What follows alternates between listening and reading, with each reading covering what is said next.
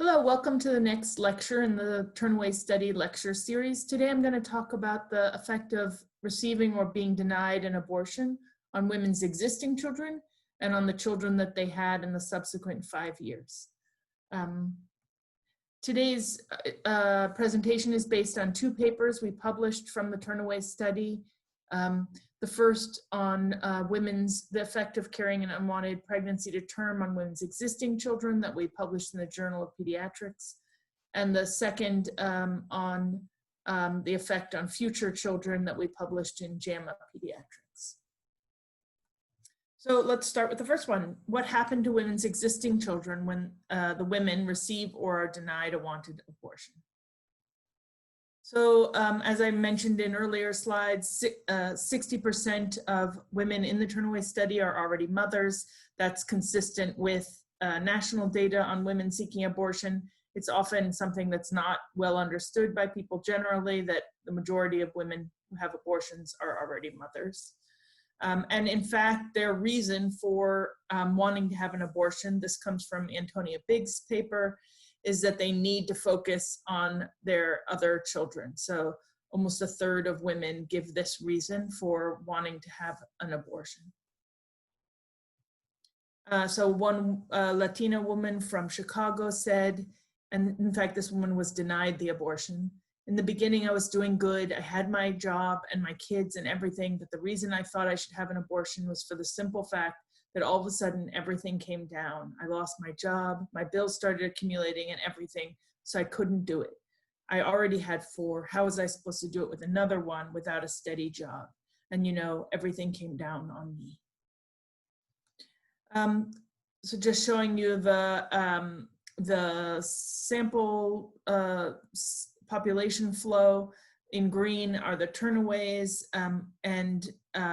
now this line indicates that we're not talking about women, we're talking below the line is their children. So the 150 or so parenting turnaways had reported 50 children under the age of 3 in that already at the time that they sought an abortion.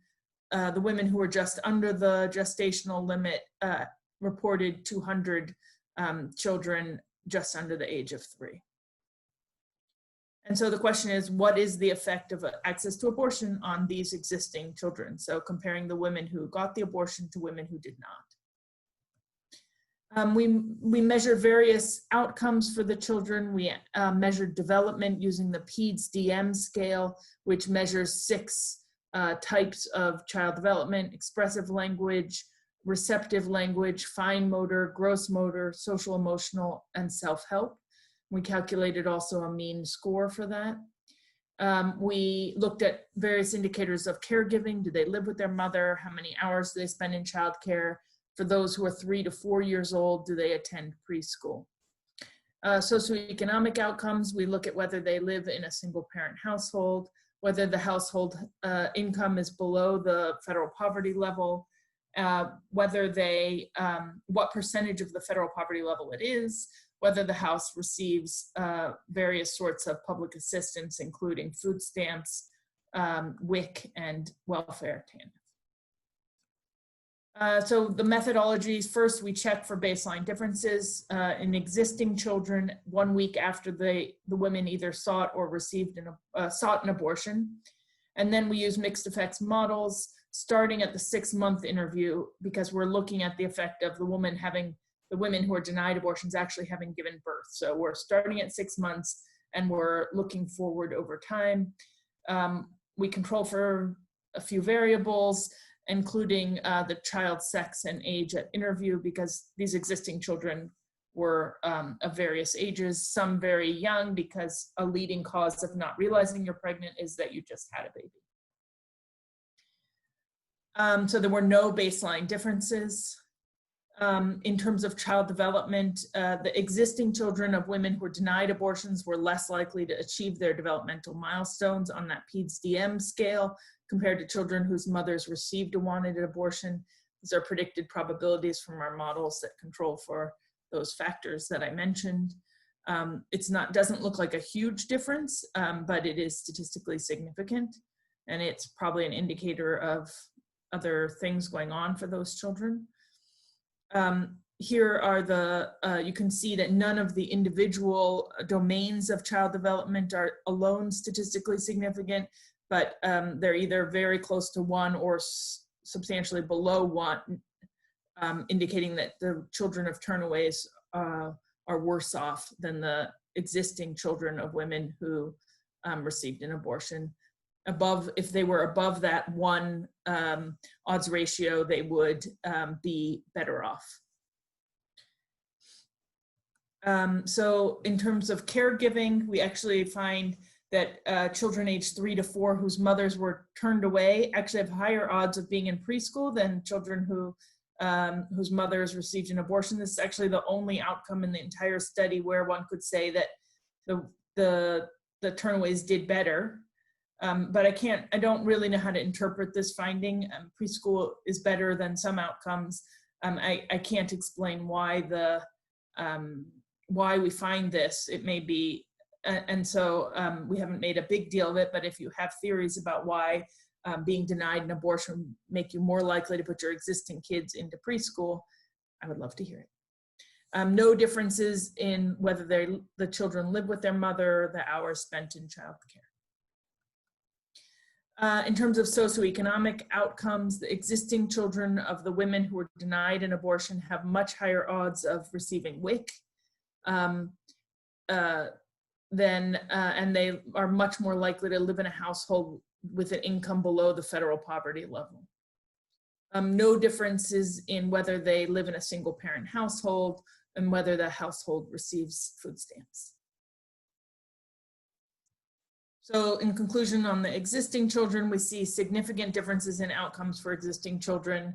The women who are denied abortions, their preschool age children are more likely to attend preschool, but they're also the children of all ages. The existing children were more likely to live in poverty, less likely to achieve developmental milestones if their mother was denied an abortion compared to children whose mothers received one. Moving to the second paper, this is looking at differences in well-being between the child born because the woman was denied the abortion. So this is what we call the index child, compared to the next child born to a woman who received an abortion and became pregnant within the study time period and chose to give birth. So as you'll remember from this paper by Antonia Biggs, these are the reasons for wanting to terminate a pregnancy, and a leading reason is that it's not the right time for a baby. So it's not the case that women seeking abortion never want to have kids, but they don't want to have kids right then. And so in fact, this paper looks at, well, what are the effects if the woman is forced to have a baby right now from this pregnancy she wasn't ready for, as opposed to being able to wait and have a baby from a subsequent pregnancy. A few quotes from women from the study. An 18-year-old in California who was denied the abortion said, "I wish I had her when I was more older, more stable, more financially set, pretty much to where I knew who I was, because it was like raising her and trying to figure me out. But I was raising both of us, myself and her." And a 26-year-old denied an abortion in Illinois said, "The timing was way off, but that's okay. Everything happens for a reason, and it is what it is, and we got through it. And yeah, it wasn't perfect timing, but most things in life aren't. So you just learn to deal with it and you move on." And then a couple quotes from women who received the abortion, were able to get the abortion and then had a child later. I apologize that these quotes are long. A 23-year-old in North Dakota who received an abortion and had a subsequent child said, "It probably would have been the worst thing in the world for that child to come into this world because it would have never had the support it needed. I wasn't mentally stable for that child. I do have a 1-year-old now, and I'm able to support myself, able to support my kids, and know the timing is right."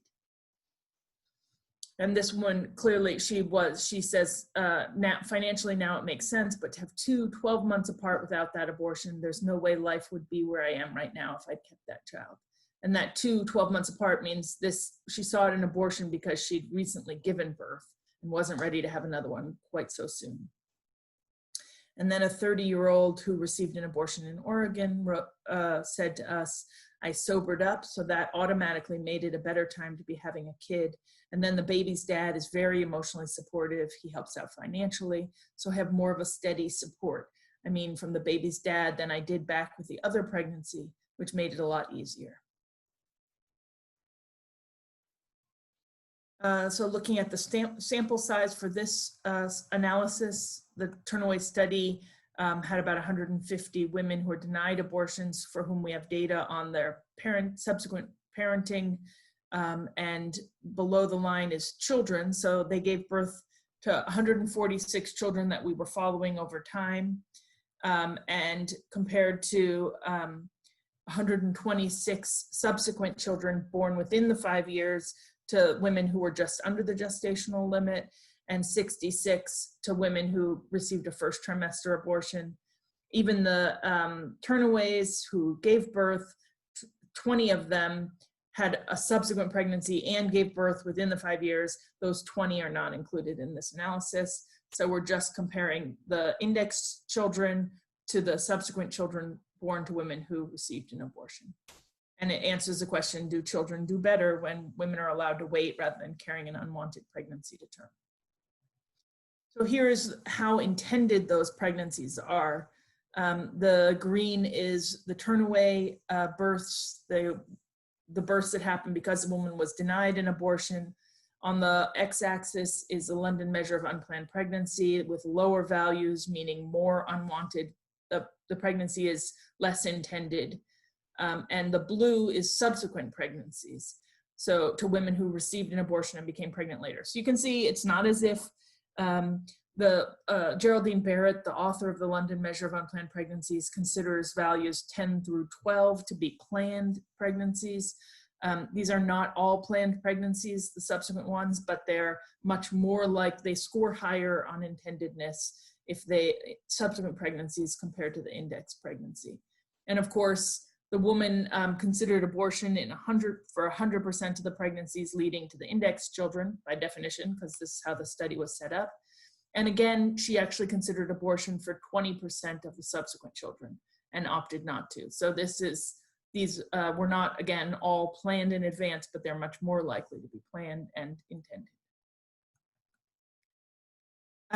Here are the measures that we looked at where we compared the index children to the subsequent children. We looked at birth outcomes. We looked at child development, that same PEDS-DM scale that I showed you before. We looked at maternal bonding, which is a scale that you can only ask for children under 18 months, and health. We looked at injuries, asthma, disabilities, duration of breastfeeding, and also socioeconomic outcomes. So birth outcomes and child development, we find compared to subsequent children, index children are much more likely to be born after a short birth interval. This is not, again, surprising. It's a consequence of people being denied abortions because they didn't realize they were pregnant because they just had a baby. They show up too late to get an abortion. And so when they have that baby, it's much more likely to be after a short birth interval. We found no differences in the actual birth outcomes. So you would think that short birth intervals are associated with worse outcomes. We don't find that in our study. No differences in birth weight, in measures of birth weight, in indicators of whether the birth fell below a threshold for low birth weight, in the pregnancy being delivered prematurely, in whether the mother says the child was healthy at birth, and in time spent in the NICU. No clear differences in achieving developmental milestones between the index and subsequent children. Compared to subsequent children, there are some differences, and they are in the postpartum bonding questionnaire. And the children who were born because after their mom was denied an abortion have worse scores on the postpartum bonding questionnaire, higher odds of scoring above 11 on that, which indicates poor bonding. And they consistently across all 12 items, even when it's not statistically significant, they score worse, indicating worse bonding. There are some items that are significant individually. So when a woman is denied an abortion, she's much more likely to say that she wishes the old days when she had no baby would come back. She's more likely to say that the baby stresses her out, that she feels trapped as a mother, and that she resents her baby. And one quick note, it's a British scale, and so the original was my baby winds me up, and we had to ask people who know British English, and we shifted that to stresses me out. So worse bonding for the child born when the mom preferred to have an abortion than a subsequent pregnancy carried to term. In terms of health, we find almost twice the odds of an injury in the past 6 months, no differences in physical disabilities, asthma, or breastfeeding. This finding on injuries we haven't made a huge deal of, because I think it's easy to misinterpret and think this is abuse. And it's marginally significant with a p-value of 0.04. I think more work needs to be done before implying that people are abusive when they're denied, possibly abusive when they're denied an abortion. And a lot of, when we did ask what the event was that caused the injury, and it was a lot of things like falling out of grocery shopping carts. So we really didn't see evidence that it was the effect of abuse. It's more likely a woman who's trying the best she can under hard circumstances. And so maybe she didn't have her hand on her kid in the grocery store rather than something more nefarious. Socioeconomic outcomes, again, we find very large differences.